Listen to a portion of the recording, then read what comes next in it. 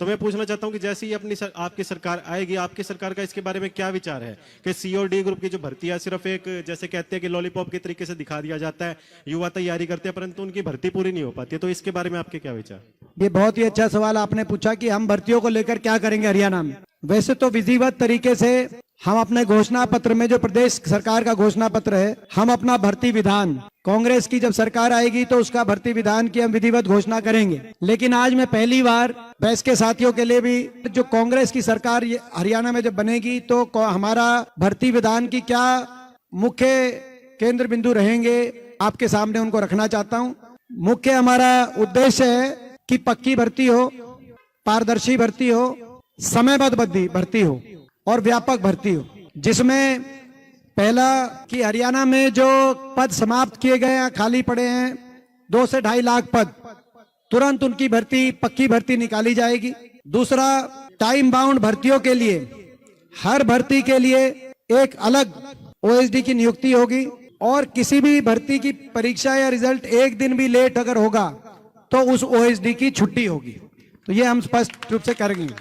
तीसरा, भर्तियों में अगर किसी एक भी भर्ती में कोई अनियमितता हुई तो उसके लिए कोई बाहरी एजेंसी को जिम्मेदार मानकर पल्ला झाड़ने वाला काम नहीं होगा। एचपीएससी और एसएससी में बैठे अधिकारी, सदस्य और चेयरमैन को सीधे तौर पे जिम्मेदार माना जाएगा अगर एक भी भर्ती में एक भी अनियमितता की जाती है।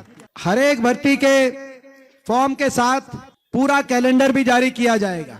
जैसे मैंने कहा 2 से 2.5 लाख पद निकाले जाएंगे, लेकिन भर्ती के साथ साथ पूरा टाइम बाउंड कैलेंडर, और जैसे मैंने कहा कि हर भर्ती के लिए एक ओएसडी जिसकी जिम्मेदारी है एंड टू एंड, वो समय पर भर्ती हो, समय पर ज्वाइनिंग हो, एक दिन भी लेट होगी तो उस पर कार्रवाई की जाएगी और कैलेंडर साथ में जारी किए जाएगा। और किसी भी तरह की गड़बड़ी रोकने के लिए एक अलग से कमेटी बनाई जाएगी, जिस कमेटी में के माध्यम से भर्ती संबंधित शिकायतों के लिए टेलीफोन नंबर 24 घंटे वो टेलीफोन नंबर उपलब्ध रहेगा। सभी नौजवानों को कभी भी वो टेलीफोन पे अपनी सारी बात बता सकते हैं ताकि उनका निदान किया जाए।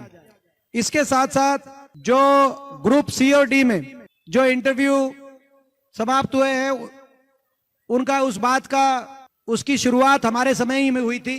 भाजपा ने उस बात को कहा कि हमने क्या, लेकिन हमारी भी जो आखिरी भर्तियां थी, जैसे जेबीटी की भर्ती थी, 14,000 जेबीटी लगे थे, उसमें इंटरव्यू के ज्यादा नंबर नहीं थे, तो वो शुरुआत उस समय हुई थी। लेकिन हम उस बात को, क्रम को जारी रखेंगे, कोई इंटरव्यू नंबर ना हो ताकि पारदर्शिता में कोई कमी ना हो। और साथ में जो ग्रुप 1 और 2 में वो जो इंटरव्यू की जो आज परिस्थिति है उसमें भी पूर्ण विचार किया जाएगा कि उसमें कम से कम सब्जेक्टिवनेस कैसे आए ताकि पारदर्शिता का पूरा ख्याल रखा जाए।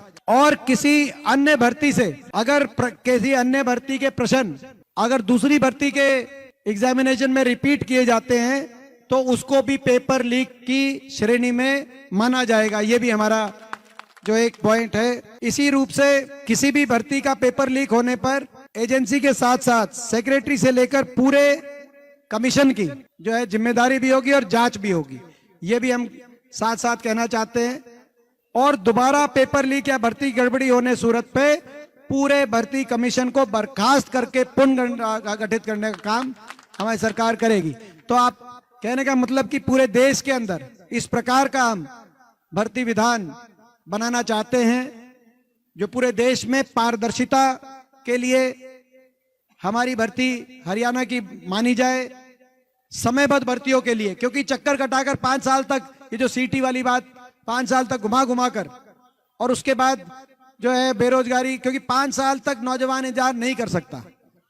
तो समयबद्ध, पारदर्शी और व्यापक भर्ती, ये इस उद्देश्य के साथ हम ये अपना भर्ती विधान अपने घोषणा पत्र के माध्यम से विधिवत रूप से हम लेके आएंगे। आज मैंने कुछ मुख्य बिंदु आपके साथ पहली बार उनको शेयर किया है, लेकिन आप लोगों में से अगर किसी को इस पे कुछ और सुझाव देना है, इसको और अच्छी तरीके से हम कैसे लेके आएं, तो आप वो सुझाव आप देते रहें ताकि हम उन सुझावों को भी अपने घोषणा पत्र में शामिल करें।